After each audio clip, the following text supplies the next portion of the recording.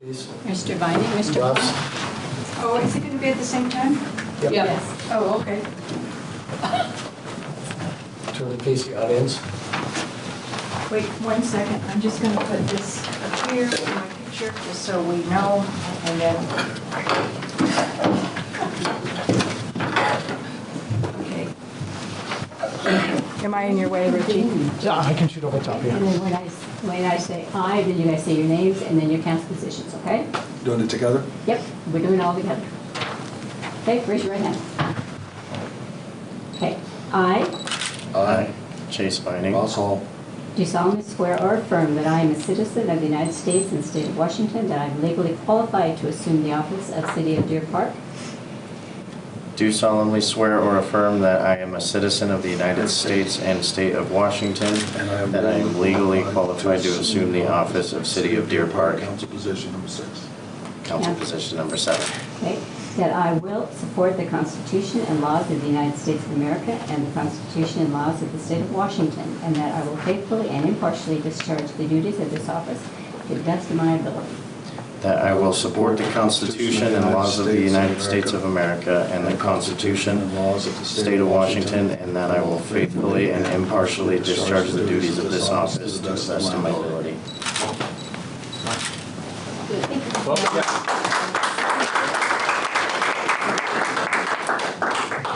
And then I'll make a copy for you too.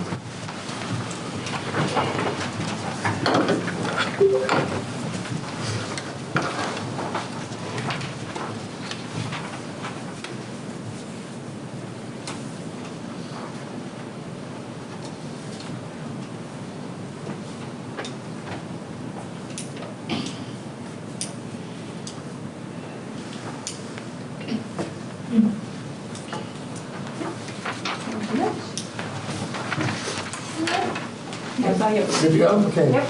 I'd like to welcome you to the September 18th, 2024 City Council meeting. Roll call. Jason Upchurch, Fred Sin, Ellen Standen, Billy Costello, Diane Pfeifferle, Ross Hall, Chase Vining, city staff, Brad Wainwright, Dan Pratt, Jake Bartless, and Clint Drury by phone, city clerk treasurer Debbie Creighton. At this time, I'd like to ask you to stand for tonight's invocation by Jason Upchurch.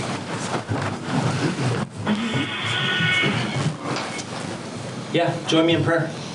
Father, it is a wonderful thing that we have these two new council members, and I pray that you would give us all wisdom tonight as we discuss the business of the city. Thank you for our fair city, and thank you that we have the honor and privilege to serve, whether as elected officials or city staff. God, we want to honor you in everything that we do, so we pray that our meeting tonight would be to that end for your glory, and we pray in Jesus' name. Amen. I pledge allegiance to the flag of the United States of America and to the republic for which it stands, one nation, under God, indivisible, with liberty and justice for all. I put that there. I'll move this back. No. Jason, can you carry the brass piece? I just wanted to do the picture. Staging.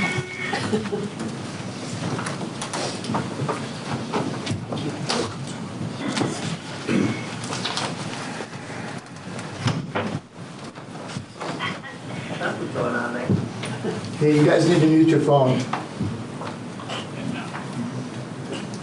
Okay, number 4, approval of agenda. Make a motion to approve the agenda.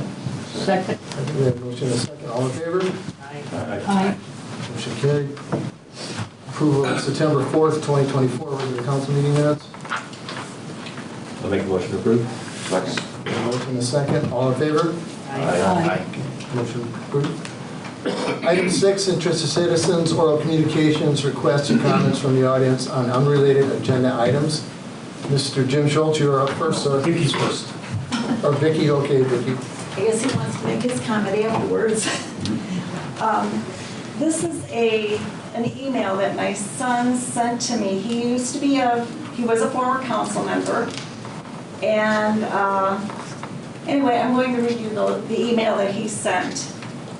To the residents of the city of Deer Park, it has recently come to my attention that my wife and I were brought up during a recent city council meeting. This had to do with the accusation that Deer Park is a racist community. My wife, Sophie, and I, Ron Scholes, would like to speak for ourselves since we were grossly misrepresented. There was only one isolated incident that occurred at a local business by one person that can possibly be construed as a likely example of racism. This one isolated incident does not reflect in any way the values of Deer Park.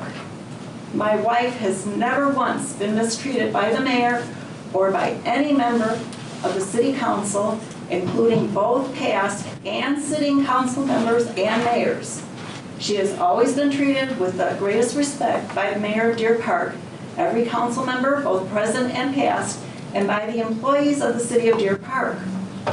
My wife has always felt welcomed at all city events, churches, and businesses, with the exception of the one-off experience already mentioned. I would also like to clarify that my relocation to Texas had nothing to do with any perceived racism, but was a totally personal matter. We have noticed that racism only seems to thrive among those that see everything through a racist prism.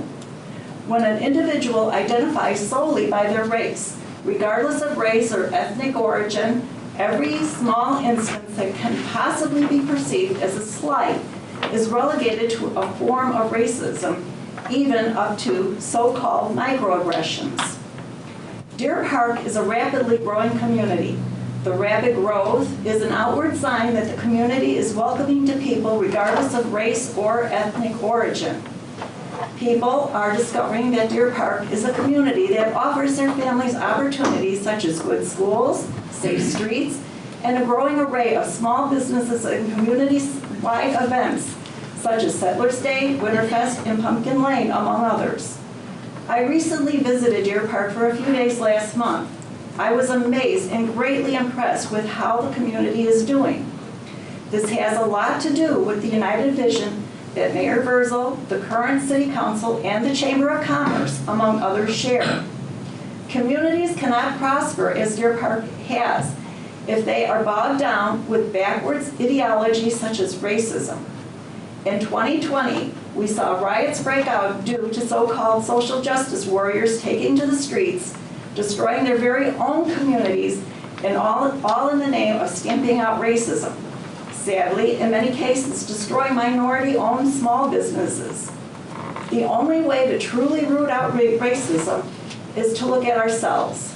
All the legislation in the world, all the marches, all the grandstanding, all the speeches, and all the virtue signaling will never address the root cause, for the cause lies within the individual's heart. Perhaps that is why, in more conservative areas, such as Eastern Washington, the Intermountain West, the Bible Belt, and small communities of the Midwest where mom and dad still take their families to church, we see less issues resulting from racism than in Seattle, Portland, San Francisco, Los Angeles, and New York. I would like to thank the mayor and the city council for allowing this time to hear our views in regard to this topic. Respectfully yours, Ron and Sophie Scholes. Thank you, Vicki. Mr. Jimmy, you're up. As many of you know, I've worked in Deer Park for the last 13 years going through the SCOPE program and working with Sheriff Knezovich with a lot of our citizens. I have never seen signs of racism in this town. Racism to me only seems to matter to those who are racist themselves. I recently spoke to two African-American gentlemen, one who's a long-term resident of Deer Park, the other who delivers parcels in Deer Park. And I asked them the question if they experienced racism. The long-term resident said there was one time at Weimar, he was playing his jazz music in his truck, and somebody made an offhand comment that if you really wanted to stretch it, would be considered racism. But he said it would be a stretch. The parcel delivery guy gave me a very interesting answer. He said he loves delivering in Deer Park because everybody treats him with respect Everybody is friendly towards him, and he absolutely loves this community. He did tell me that where he experienced the most racism against him is in Spokane, and especially around Felony Flats. But he loves Deer Park and its people. I love Deer Park and its people. And I will testify that every council member, every mayor that I've known and worked with, that there has not been one racist or racist comment ever uttered from their lips. And I totally support this council, our mayor, and our town, and I will stand up against racism if it's there. But in Deer Park, it is not existent. Thank you. Thank you, Jim. Richie Scott, Durham? I just was wondering if there was any updates on the franchise agreement with Core Fiber? It's on the agenda. Yeah, okay, It's under ordinances, Richie. okay. Richard? Just want to let everybody know that I'm pretty much new to this community. I just moved here not even less than a month ago and stuff. And I'm already starting to like it. I've already met a few people who seem pretty nice and stuff. But anyway, my question, I'm an avid pickleball player and stuff, and I ran into someone that said she was trying to get courts built right here in Deer Park at one of the courts. I'm just wondering where that stands right now and stuff, because I was playing in Chewelah at one time and stuff before I moved here and stuff. So I'm just wondering when that's going to happen, when it'll take place. In 2025, we're putting in our budget for 2025. Okay. So hopefully we can get them done by, what, Brad, springtime? I hope so, yeah. Cool. At least 2 to start with, maybe 4, I don't know. I'm not sure. We'll discuss that later. Okay? That's want to say. I don't like anybody racist at all and stuff. I'm not a racist person. I mean, I love any. I mean, I'm always willing to talk to anybody that comes to me with black, white, orange, green. Doesn't matter and stuff. I mean, to me, they're just people like you and me and stuff. You know, it's want you know that I'm happy to be here. I mean, I grew up on the other side of the state and stuff, near Monroe and stuff. So, and I just recently spent past 5 years in Kansas City, total hellhole, by the way.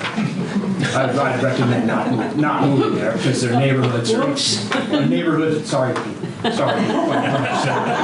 Anyway, it's just they just did not take care of their neighborhoods and stuff. And I've walked around here a few times and I can see that people take pretty much good pride in keeping the areas clean and stuff because they're walking around there. I mean, it was like a total disaster area and stuff. I mean, I had to get out of there and stuff. I hated it there. I mean, that was just 5 years too long for me and stuff. But I mean, not to say it didn't have any bad places or anything. There was a couple good places I liked, but I mean, I got to see the World War I museum, which was awesome. So you learn so much from it. But anyway, I just wanted everybody to know that I'm new to this area. As of Saturday, I will have been here officially a month and stuff. So Okay. I'm happy to be here and stuff. And Welcome. It's nice. Welcome. It's nice to meet everybody here and stuff. Thank you. Okay. Item 6, new business, letter A, Zippy Fiber Pacific presentation. Jessica, you have the floor. Thank you. Good evening, Mayor Tim, members of the council.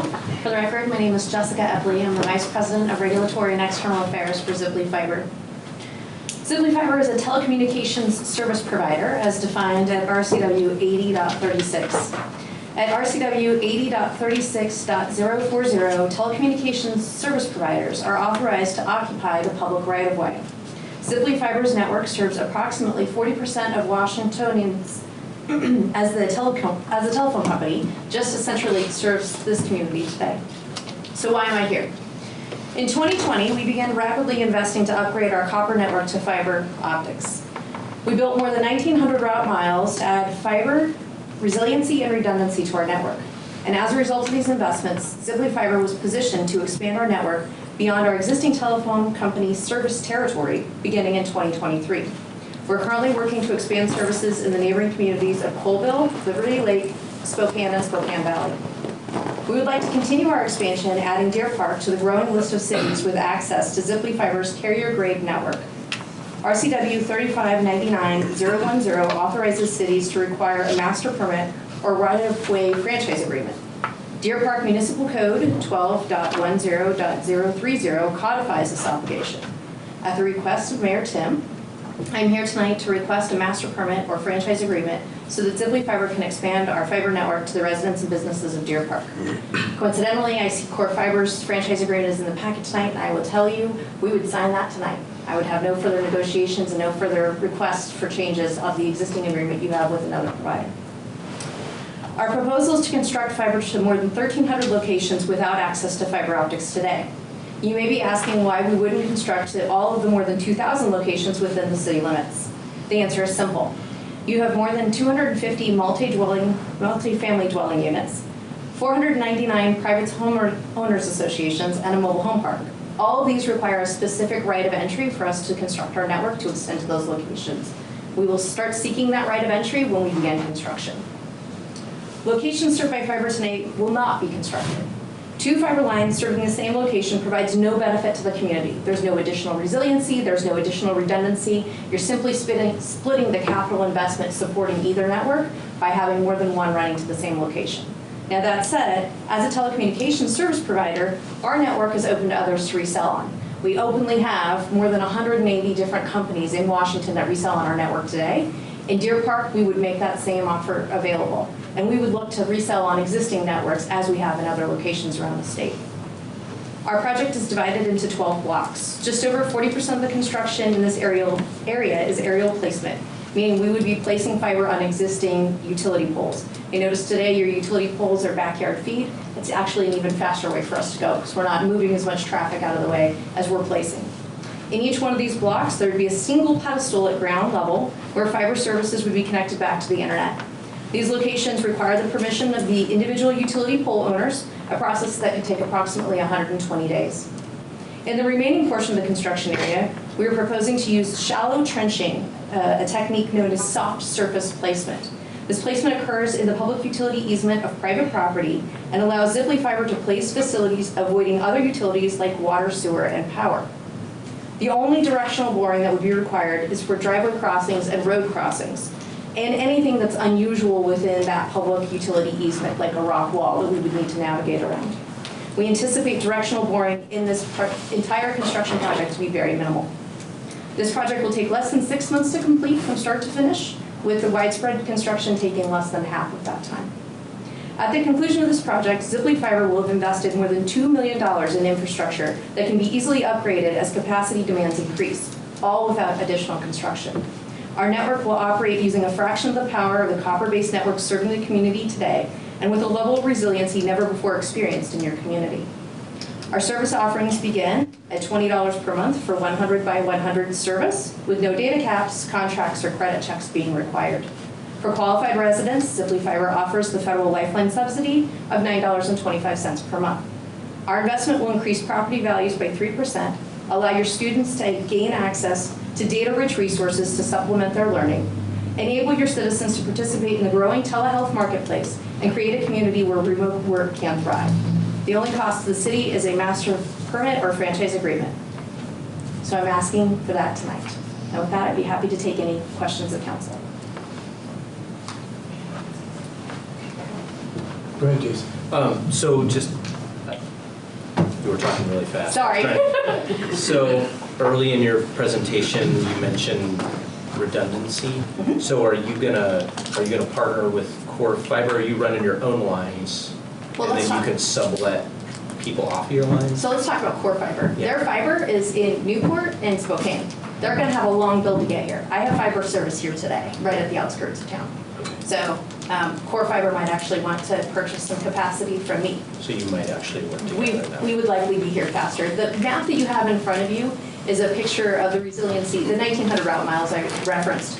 When we purchased these assets from Frontier Communications in May of 2020, there was a single thread of a 100 gig circuit between Seattle and Portland. All of those spider webs of lines around is the reason why we can come to Deer Park today. Our network is capable of taking cuts because that's inevitably going to happen. Weather even wildfires. Frankly, we can navigate around those pretty handily, given that we're able to reroute traffic without any interruption to the end customer. Diane, you have a comment? Question? You have a question for Jessica? I'm thinking. Okay. Billy?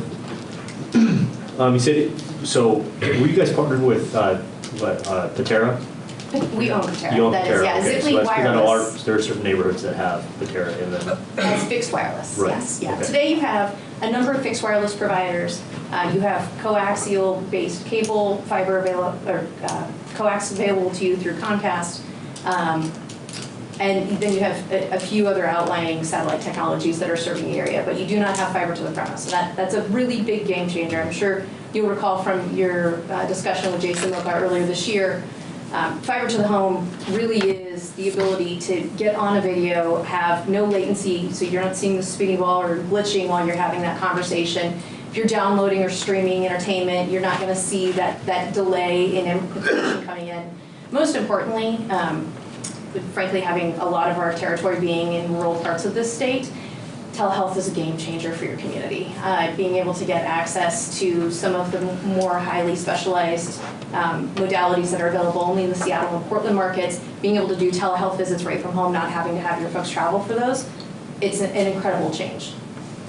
And then also, so it's $20 for the 100. Mm-hmm. What was the max? Was it $55 for the high end? We actually go all the way up. We have 50 gigabit symmetrical service. That's more capacity than I could ever imagine an entire town needing, let alone a single person. And that goes up to almost $1,000 a month. But it's a pretty big pipe to come into your house. For like a typical residential, I mean, $50 Yeah, is, yeah. $50 to $60 is our starting price for our 1,000 by 1,000, our gigabit service. okay. Are you ready? No? Okay. Chase, do you have any questions? Ross? No. No? Jason? One more question. So Yes. you mentioned how much time to build?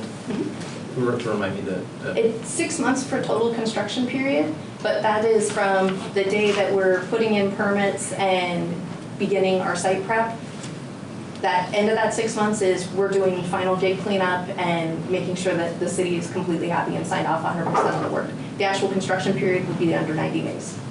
And your specific ask tonight is to enter into a franchise agreement? Correct. Okay. And again, I would sign the one that you have with Core Fiber tonight. Would be happy to execute that, and so that it could be on your next public hearing. So this would just be for the city of Deer Park, right? So it's none of the outlying area? Correct. Okay. That's not a, we won't. That's a, I have to get my network placed and distribution in a good quantity here so that I can extend. But that's a county franchise. Yeah, because that would really be a help. You know, I think the city's pretty well covered. Mr. Mayor, do you need a motion Well, to create a Fred, do you have franchise? any questions for her? I don't think I do. Okay. You have to proceed. Yeah, make a motion to at least construct a franchise agreement. Is that what you need? Yes. Authorization. So I make a motion to construct a franchise agreement with you. 1 second. Make that motion second. Show of hands, all in favor? Okay. We will be in contact. Thank you. You're welcome. Thank you, Jessica. Item B, change order number 7, aeration lagoon replacement project, .01. Dan? So this change order is our final change order for the lagoon project. It's more or less one to balance the books, balance the final bid tabs. That looks like a penny got lost in the calculations for the multiple change orders throughout it, and this is to make up for that. 1 penny. I make a motion to approve the change order. Second. Okay. We have a motion and a second. All in favor? Aye. Motion carried. Item C, notice of acceptance of work aeration lagoon replacement project. Dan? So this is to accept the work that was done at the lagoon. It's a long long-awaited time for the project to be complete. It's been up and operational for 7 months or so already, but now the remaining cleanup work is finally complete. So this is to accept it. Motion to approve. Okay, you have a motion? I'll second. Okay, you have a motion second. All in favor? Aye. Motion carried. Item D, authorization for contract amendments, Simonson Site Prep Construction, observation task order number 2023-16, JUB Engineers Incorporated. Yeah. So this one is for an already approved task order for a private development project that the utilities will be dedicated to the city at the finalization of it. The initial amount was based off of their project schedule, and they have gone over that, so we need to amend it to allow for further observation, construction, inspection of the project. These funds are provided by the developers, and so it's fully funded by the developers. I'll second. Second. All in favor? Aye. Motion carried. Letter E, task order 2024-10, Deer Park Meadows 3rd edition construction observation, JUB Engineers Incorporated. Dan. This one for a separate subdivision that, again, it's funded by the developer. It's based, the value is based off of the contractor's provided schedule, and will be funded by the developer for the observation of the city utilities. Motion to approve. Okay, we have a motion? Second. Motion is second. All in favor? Aye. Motion carried. Item F, AV Fuel Corporation Fixed Base Operator Aviation Fuel Supply Agreement. Darrell? So this contract is for us to change our fuel supplier out at the airport. Our current fuel supplier, City Service Valcon, has had some issues with on-time deliveries, which during fire season becomes pretty critical. I believe the reason is most of the local airports have gone to Avfuel for their supplier, so they're more likely to have split loads, smaller loads, and be able to keep us supplied a little bit better on an ongoing basis with fuel. Any questions by the council? Entertain a motion? I move to approve the agreement. Second. Second. We have a motion second. All in favor? Aye. Motion carried. Item 9, ordinances, first reading. Letter A, ordinance 2024-1024, right-of-way use franchise with Concept Communications LLC, doing business as Core Fiber Partners. This is just first reading, we're moving on to the second reading. Item 10, consent agenda. Letter A, approval of voucher claim check numbers 42-316 through 42-348 in the amount of $424,576.28 for the first half of September 2024. Motion to approve this agenda. Second. Okay, motion second. All in favor? Aye.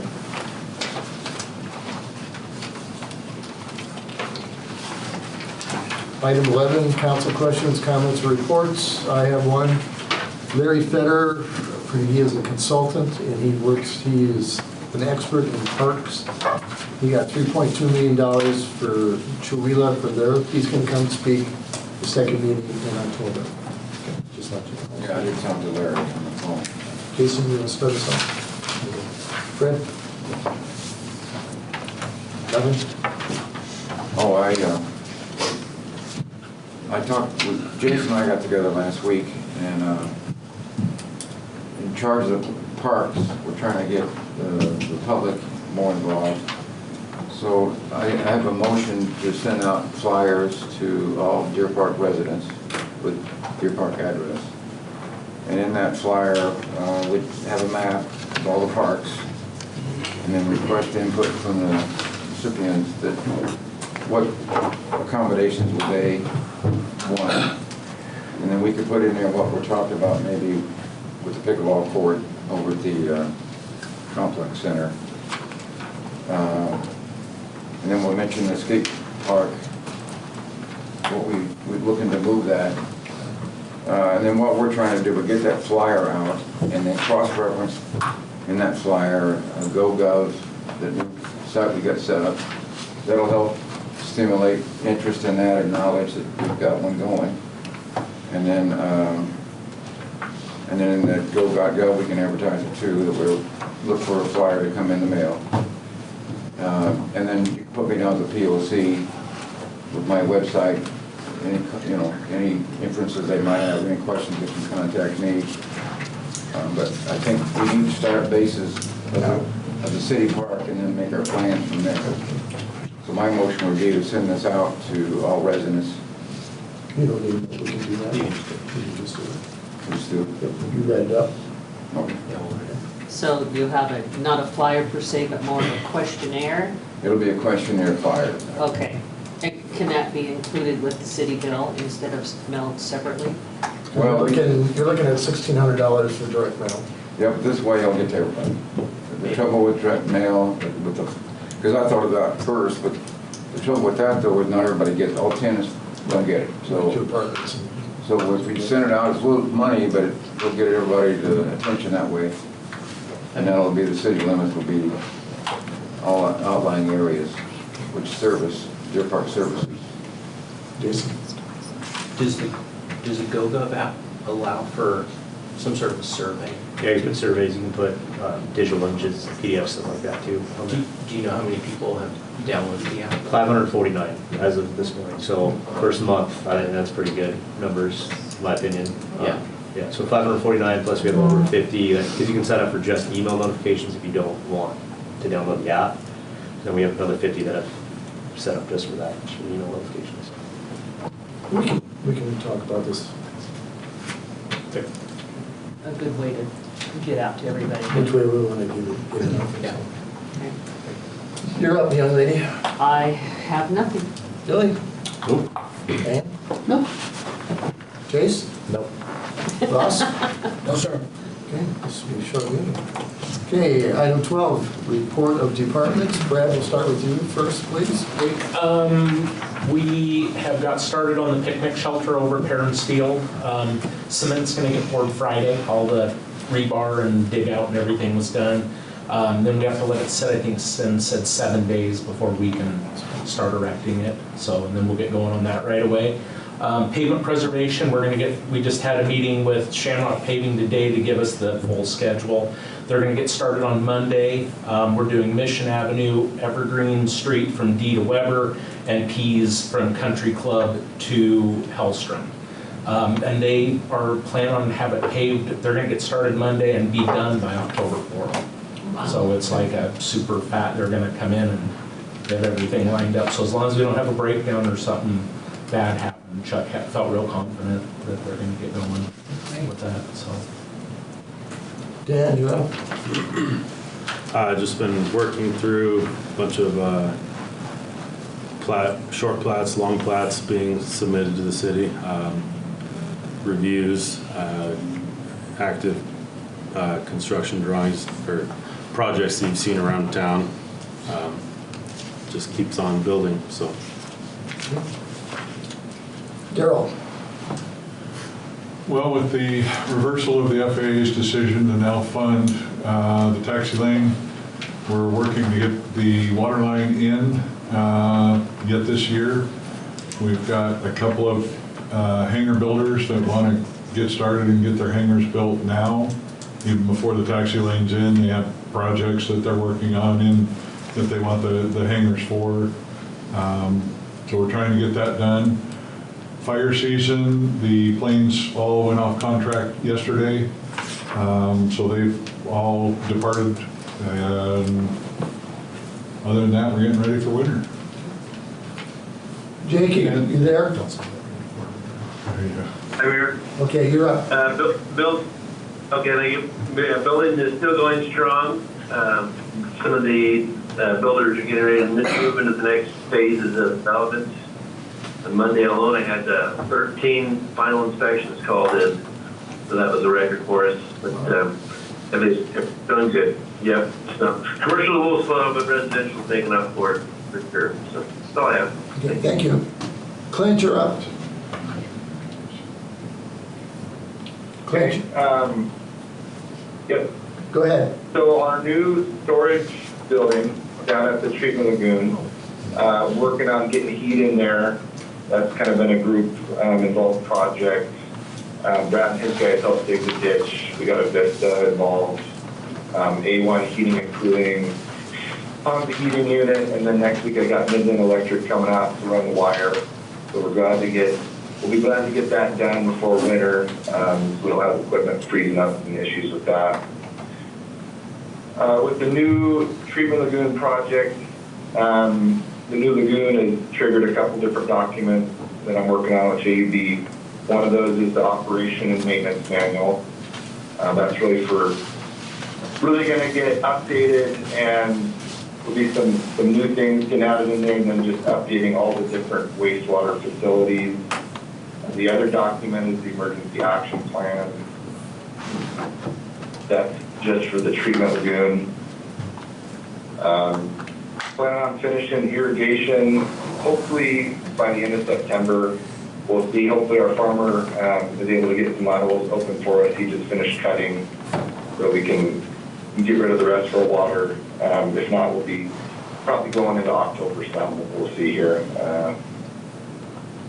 On the water side, the guys are working on getting the rest of the data gathered we need to submit our water service line inventory to the state. I just want to say thanks to everybody who took the time to fill that out and get it back to us. It's super helpful. So that's all I have. Okay, thank you. Item 14, adjournment. I move to adjourn. We're adjourned, thank you. And welcome you to the desk.